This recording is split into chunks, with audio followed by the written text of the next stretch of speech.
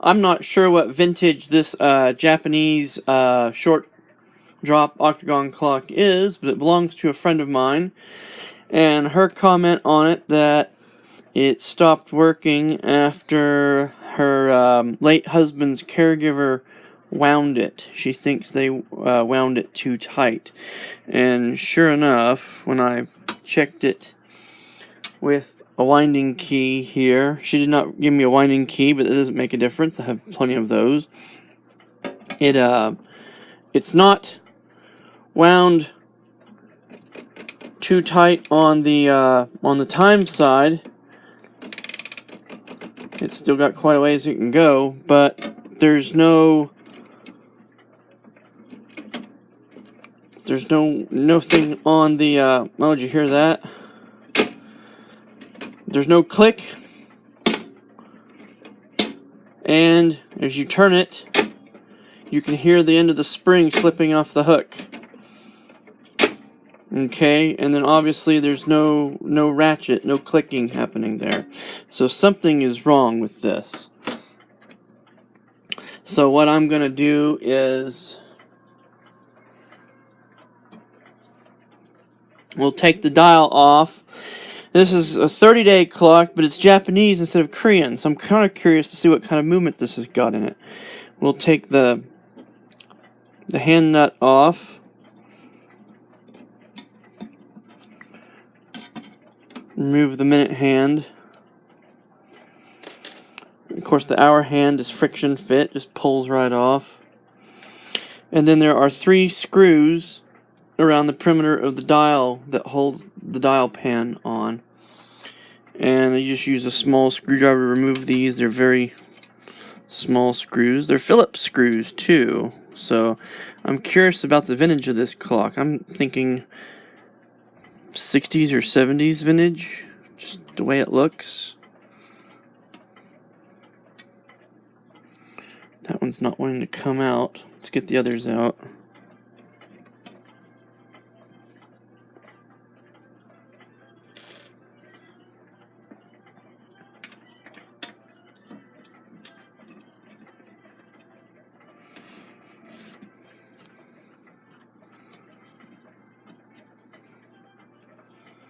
Okay, we'll get this bottom screw loosened up here now that I can. There we go.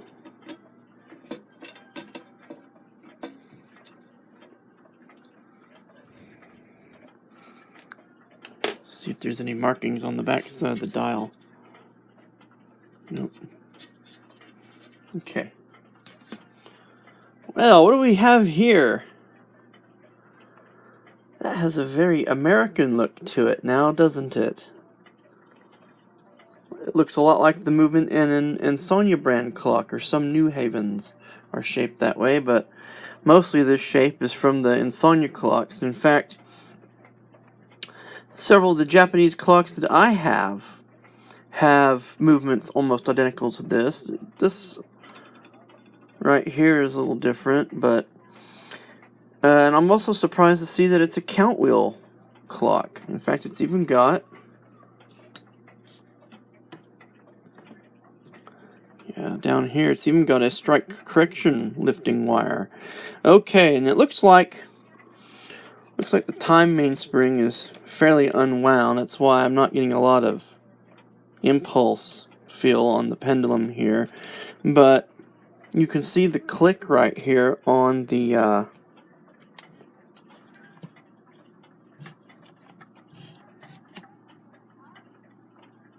you can see the click there is definitely out of place, and I don't know where the spring is at. So I'll have to take this apart to see what's going on here. So we'll make this a little series. I'll go ahead and clean this movement, and is that the spring? That must be the spring right there, the click spring. It's come out of place. And then the click, and then that whole wheel. It's not supposed to flop around like that. It's supposed to have a tension washer that holds the wheel tight against the click wheel itself, and then keeps it from being floppy on the on the main on the arbor. Look at the time wheel here, feels pretty snug. So we'll take this apart. So the thing that must make it 30 days, it looks like to be just a regular old 8-day American clock movement. The thing that makes this 30 days must be the fact that the springs are quite a bit longer. In another video on an 8-day clock, I mentioned that very often an 8-day clock, American 8-day clock movement that is in excellent condition will easily run 15 to 17 days on a winding. And I think the record I've got on one of my clocks for running on a single winding is almost 20 days. For a very excellent condition movement that's very clean and, you know, well adjusted.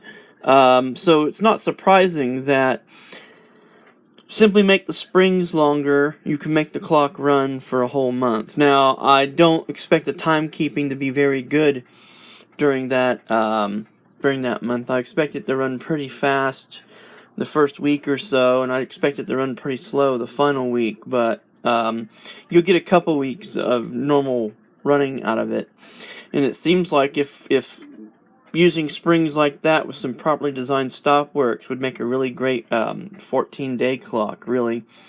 Just, you know, have it set up to where it only runs in the sweet spot of the spring. But anyway, next video, I'll have the movement out. I won't show taking the movement out of the case. That's going to be pretty simple. It's just got some Phillips head screws here on the movement feet. Looks like there's 2 screws at the bottom and 1 screw each at the top. And that's pretty typical of some of the older Japanese clocks that I've seen from the teens and 20s era.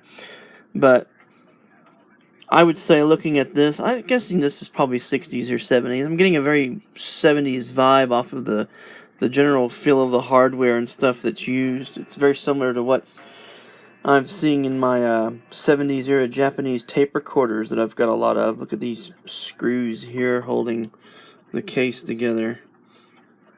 Anyway, this is Oklahoma Bridges. I hope you enjoyed this. Please tune in for the next video. Thank you. Bye.